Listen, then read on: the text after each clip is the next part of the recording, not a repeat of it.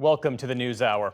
The man suspected of trying to assassinate former President Donald Trump while he was golfing has been charged with federal gun crimes. It is the second apparent attempt on the former president's life in just over 2 months, casting an ominous shadow over the 2024 presidential race. Laura Barone-Lopez begins our coverage. An FBI investigation is underway, one day after the U.S. Secret Service thwarted an apparent attempt on Donald Trump's life, just on the other side of these palm trees.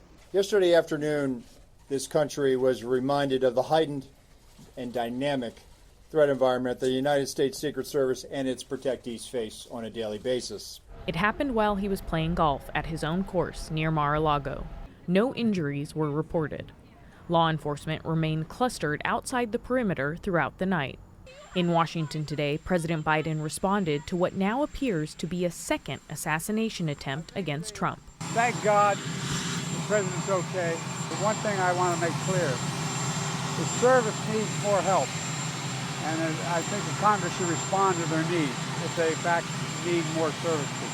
The Secret Service said an agent had spotted the barrel of a rifle pointed from shrubbery that surrounds the golf course.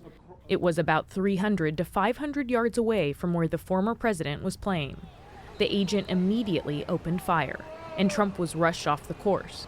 The gunman dropped his weapon without ever having fired it and fled. The swift action of that agent doing his job, pushing out ahead, sweeping while the president was behind him several hundred yards and several holes away, out of sight from the gunman, did his job, and that was what alerted the detail, and the swift action is what triggered that. On social media last night, Trump credited the Secret Service's, quote, absolutely outstanding job for keeping him safe.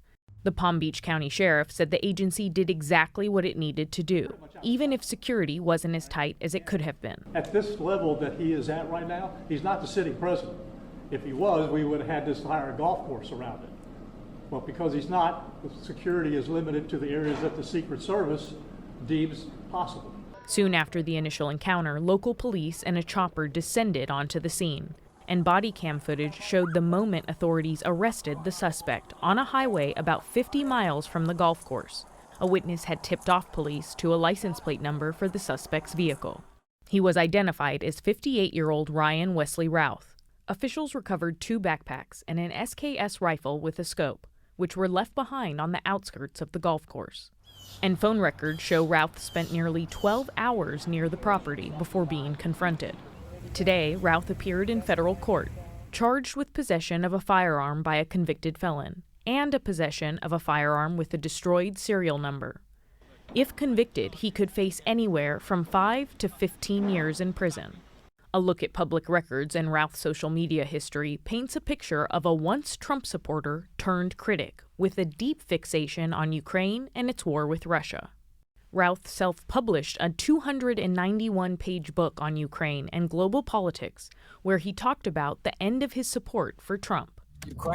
He's been interviewed several times over recent years about his support for the Ukrainian war effort, and even traveled to Kyiv in 2022 in an attempt to join the front lines. My initial goal was to come and fight. Routh also had a decades-long criminal history that includes several misdemeanor and felony charges. He will be back in court later this month for a bond hearing and arraignment. In a post on X, Trump quickly blamed the incident on Democrats, specifically the so-called rhetoric of his opponent, Vice President Kamala Harris. And he suggested, without evidence, that violence, like the Sunday incident, would get worse unless undocumented migrants are deported. Meanwhile, in Washington, Harris put out a statement condemning the attack, saying, quote, "We must all do our part to ensure this incident does not lead to more violence." A bipartisan congressional task force is already investigating the first assassination attempt on the former president, when in July, a bullet grazed his ear at one of his rallies in Pennsylvania.